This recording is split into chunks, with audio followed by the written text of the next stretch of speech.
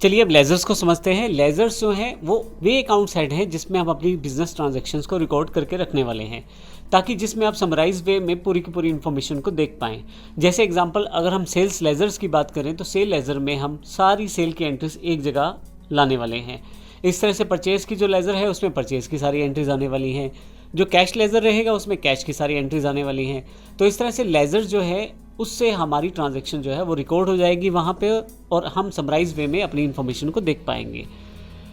किसी भी business entry को लेज़र से पास होके जाना ज़रूरी है, जिससे जो कि लेज़र्स के द्वारा ही संभव है। लेकिन जैसे मैंने पिछले सेशन में बताया कि लेज़र्स जो है वो हमारी जहाँ अकाउंटिंग ट्रांजैक्शन को रिकॉर्ड करती हैं, वहीं पे ग्रुप्स उन लेज़र्स को इकट्ठा करके हमें समराइज वे में इंफॉर्मेशन देता है। मैं इस तरह से भी कह सकता हूँ कि ग्रुप जो रहता है, एक ग्रुप काफ़ी सारी लेज़र्स को बिलोंग करता है या काफ़ी सारी लेज़र्स को रिप्रेजेंट करता है। जैसे बैंक अकाउंट हमारा एक ग्रुप है, लेकिन ये हमारे काफ़ी सारे बैंक अकाउंट्स को, इसी तरह से सन्ड्री क्रेडिटर्स डेटर्स हमारे जो बिजनेस के लेनदार हैं, देनदार हैं, उनकी इन्फॉर्मेशन हम यहाँ समराइज वे में देख पाएंगे। अब अगर ग्रुप की बात करें तो हर लेज़र को किसी न किसी ग्रुप के अंतर्गत आना ज़रूरी है, तभी आप उस लेज़र में ट्रांजैक्शन कर पाएंगे। जो ग्रुप्स हैं टैली ने पहले से ही प्री डिफाइन कर रखे हैं, उन ग्रुप्स में ही आपको किसी न किसी लेज़र को रखना होता है। जब भी आप कोई लेज़र बनाए तो उस लेज़र को एंट्रीज प्रोसेस करवाने के लिए आपको किसी न किसी ग्रुप में उसे अंडर रखना पड़ेगा, तभी वो उस पर आप काम कर पाएंगे। अब इसका मतलब ये हुआ कि, और ये आपको बता दूं यहाँ पे कि अब इम्पोर्टेंट रहता है कि जो हम लेज़र क्रिएट करें उसी से रिलेटेड ग्रुप के अंतर्गत उसे प्लेस करें, ताकि हम आसानी से उस तरह के एंट्रीज को कर पाएँ।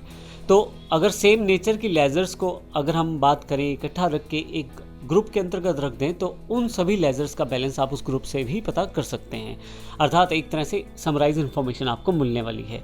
तो अगर मैं ग्रुप्स को लेज़र्स का कलेक्शन कह दूं तो सेम बात रहेगी, यानी कि ग्रुप्स जो है वो कलेक्शन ऑफ लेज़र्स होता है, जिससे आप इन्फॉर्मेशन को समराइज वे में देख पाओगे। टैली प्राइम जो है पहले से प्री डिफाइंड ग्रुप्स देता है, जिससे आप अपने अकाउंट्स को बड़ी आसानी से ऑर्गेनाइज कर सकते हो। इससे ना केवल आप ऑर्गेनाइज कर पाओगे बल्कि अपनी लेज़र्स को क्लासीफाई कर पाओगे ग्रुप्स के आधार पे। जैसे अगर ग्रुप कैपिटल है तो आपके कैपिटल से रिलेटेड सारे लेज़र्स वहाँ मिल जाएंगे, और अगर ग्रुप आपका बैंक है तो बैंक से रिलेटेड सारे जो अकाउंट्स रहेंगे या जो लेज़र्स रहेंगी वो आपको मिल जाएंगी। तो इस तरह से आप अपनी लेज़र्स को क्लासीफाई कर सकते हो ग्रुप के आधार पे भी। जब भी हम किसी लेज़र को बनाते हैं तो उसी समय ही उसे किसी ना किसी ग्रुप से अटैच करना ज़रूरी होता है, ताकि हम उस तरह की ट्रांजैक्शंस को रिकॉर्ड कर पाएँ आने वाले अकाउंट स्टेटमेंट्स के अंतर्गत। तो जब भी आप कोई लेज़र बनाते हैं तो वहाँ पे आपको ग्रुप डिफाइन करना ज़रूरी रहता है। आइए अब इस कॉन्सेप्ट को एक और बेहतर एग्जाम्पल के साथ समझ लेते हैं, जिससे आपको ज़्यादा क्लियर हो जाए कि ग्रुप और लेज़र्स में क्या फ़र्क है। इसके अलावा हम लोग यहाँ सब ग्रुप की जानकारी भी लेने वाले हैं। तो यहाँ यदि आप ध्यान दें तो सन्ड्री डेटर्स हमारा मेन ग्रुप है जो टैली के द्वारा पहले से बनाया गया है। अगर मैं यहाँ एग्जाम्पल में दिखाऊं तो आपके पास सन्ड्री डेटर्स के नाम से पहले से ही ग्रुप बना हुआ है टैली के अंतर्गत। तो ये ग्रुप पहले से प्री डिफाइंड है, जिसको हमने वहाँ स्पेसिफाई किया है। सन्ड्री डेटर्स वे पार्टीज है जिनसे हमने पैसा लेना है। टैली प्राइम ने पहले से ही हमें सन्ड्री डेटर्स के नाम से एक मेन ग्रुप अवेलेबल करवा दिया है।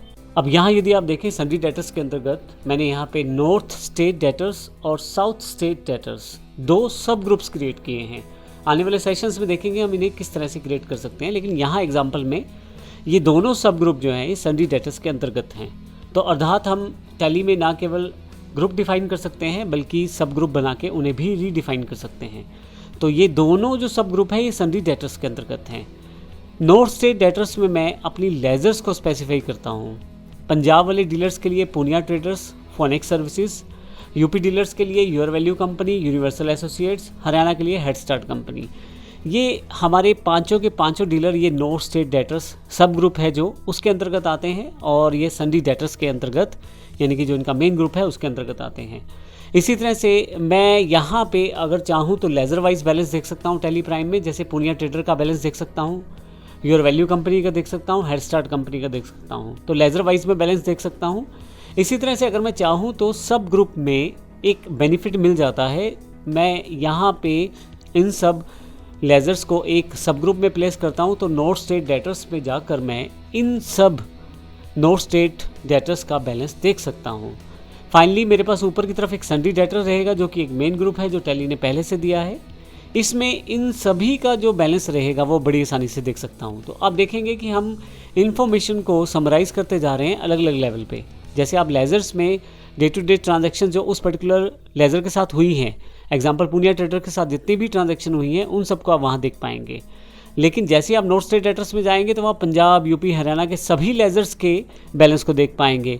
इसी तरह से साउथ स्टेट एड्रेस होंगे, वहाँ पे भी आप सभी का बैलेंस देख पाएंगे। इस तरह से सब ग्रुप इंपॉर्टेंट हो जाता है यहाँ पे, जिससे आप इन्फॉर्मेशन को आसानी से देख पाएंगे।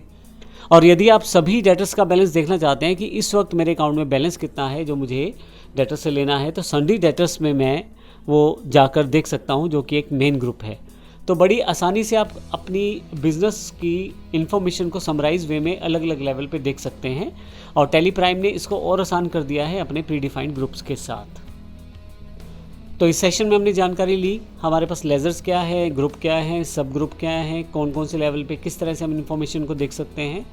अगले सेशन में भी इसी सेक्शन को कंटिन्यू रखेंगे और जानेंगे और अधिक अपने ग्रुप्स के बारे में।